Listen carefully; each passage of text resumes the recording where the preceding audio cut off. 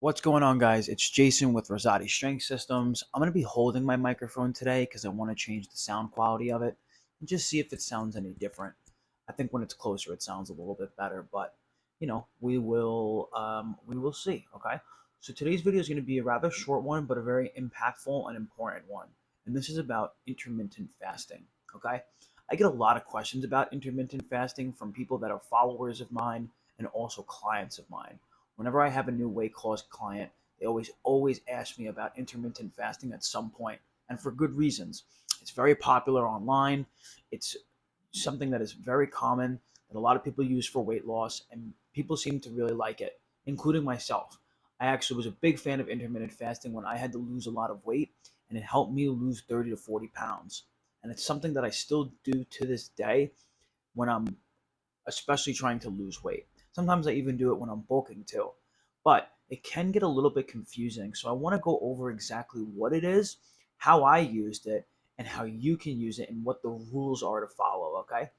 So the first thing I want to go over is exactly what it is because I don't want there to be any confusion. Because intermittent fasting, while it's a great tool, it's not some type of like magic potion that's going to have you burning fat like crazy during your fasting window.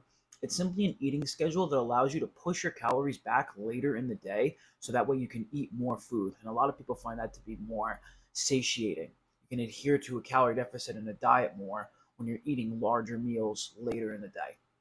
There's different versions of it. There's 12 hours fasting, there's 16 hours of fasting, and there's 24 hours of fasting. 12 hours is usually the minimum that is required to get the so-called like health benefits that come from fasting, which I'm going to talk about in just a sec. But most commonly, the one that's used is the 16-8. So, for instance, your eating window would be from 12 p.m. to 8 p.m. That means you don't have your first meal until 12 p.m., and you would stop eating and you would finish your last meal at around 8 p.m. And there are many studies benefits that can be shown to intermittent fasting and controlling like things like your hormonal levels, your insulin levels. They even have shown that there's a slight boost in testosterone. There's a more controlled sense of dopamine because you're not going to be getting that from food. And it also has a lot of benefits in your mood stabilization as well as your gut health. I've always been a big fan of fasting just because it's allowed my stomach to kind of digest the food from yesterday rather than always hammering my stomach. And I used to have a lot of stomach issues. I was diagnosed with gastritis at one point after taking a series of oral antibiotics from a staph infection. But that will probably be a topic for another day. So in this case, what we're looking for IF is that it's not magic, because in order for you to burn fat, you need to be in a calorie deficit. This is the most important thing. And not only that, but you need to be in a calorie deficit for an extended period of time. And an IF can just be a good tool to help increase your satiety, as well as just make that process a little bit easier because you're going to be able to eat larger meals. Okay. So it's all about, whenever it comes to weight loss, it's all about being able to stay as consistent as possible to being in a calorie deficit every single day. Okay. So here's a little bit on my story and how I've used intermittent fasting. So for anyone that doesn't know the story, when I was about 15, I went in at the doctor at about 210 pounds. And I had no muscle. I didn't play any sports. I was just a video game guy. And that's what I did. After school, I would just play video games and I didn't do anything. So what I started to do was I started to do like what most people do. I started to work out. I started to like run a lot of cardio. I would try to do very low carb. I would try to just kind of eat like as little as I can throughout the day and do as much cardio as possible. And what that always led down to was kind of like this binge eating cycle where I would be really strict for a period of time and then I would binge eat and I wouldn't be able to really see any progress. I was able to see progress for a bit, but I wasn't able to really see the progress that I wanted. And then I started to track my calories. I started to do flexible dieting, which is what I talked about in my last video. And then I also used intermittent fasting as well because I found that it was very useful to be able to push my calories back later in the day, so that way I can eat more of the foods that I liked. Because originally I was eating like 5 or 6 meals a day, and they were each like 300 to 500 calories a pop, and I would just feel hungry. I would just feel hungry all the time. But after I set into a good rhythm with my fasting, I actually started to feel less hungry. And not only did I feel less hungry, but I felt okay with being hungry. And being hungry is a normal part of fat loss and weight loss and dieting. And being able to manage our hunger and our cravings is going to be the number one factor on staying consistent. And this is what I usually do most for my clients. I think this is what really is good to have like a coach or a trainer for, is if they can help you kind of manage like those symptoms while you're going through weight loss, you're going to be able to have a much easier time versus just trying to cut your calories as low as you can, trying to burn as many calories as you can, and then ultimately just kind of ending up in a yo-yo cycle that most people do. So I really liked fasting for that reason, and I really enjoyed being able to eat more food later in the day than eating earlier, because I felt like I could fall asleep a little bit easier when I was eating later in the day, because I couldn't sleep when I was hungry. It just wouldn't work for me. And it was nice too, because I just wouldn't eat in the morning. I'd be able to just focus on, I would just go to school right away in the morning. I drink a lot of water, and then I would eat pizza for lunch, because we would go out. It was like my senior year is when I started doing this in high school.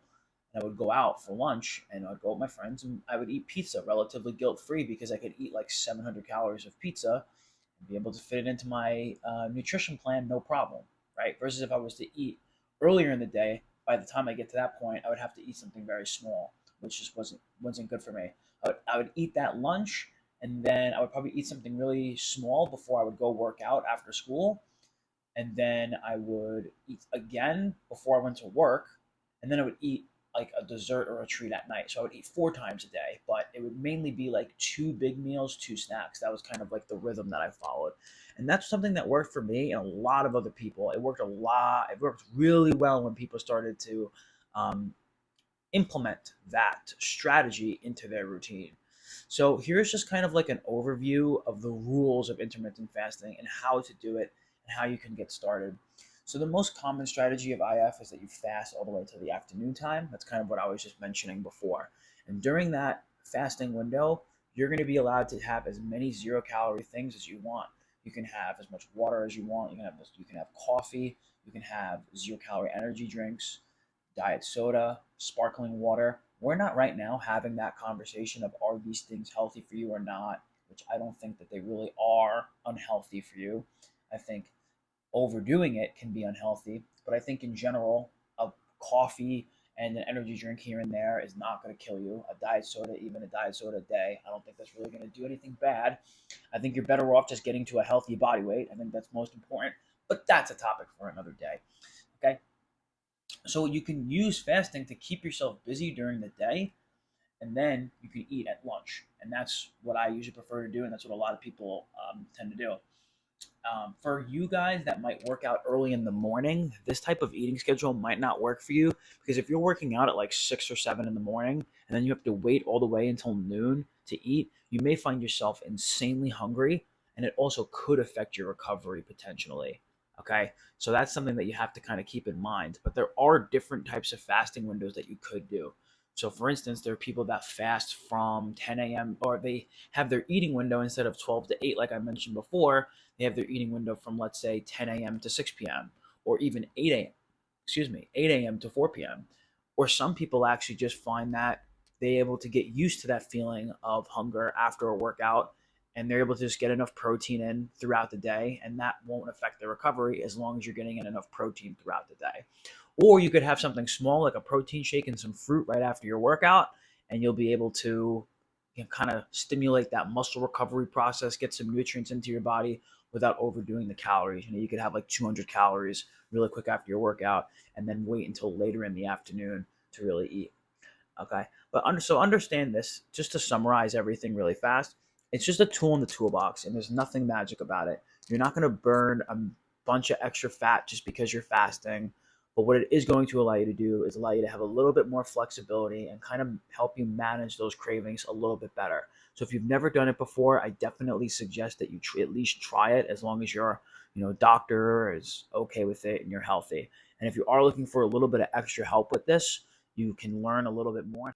So if you do need a little bit of extra help with this and you want to learn how to actually implement this into your specific routine and your specific schedule towards your weight loss journey without it being a miserable process. So if you want that, all you have to do is go into the description of this video, or you can click the link of the cheat sheet, which is also in the description of the video, and you can apply to book a call. Once you do that, I'm going to reach out to you with a few times.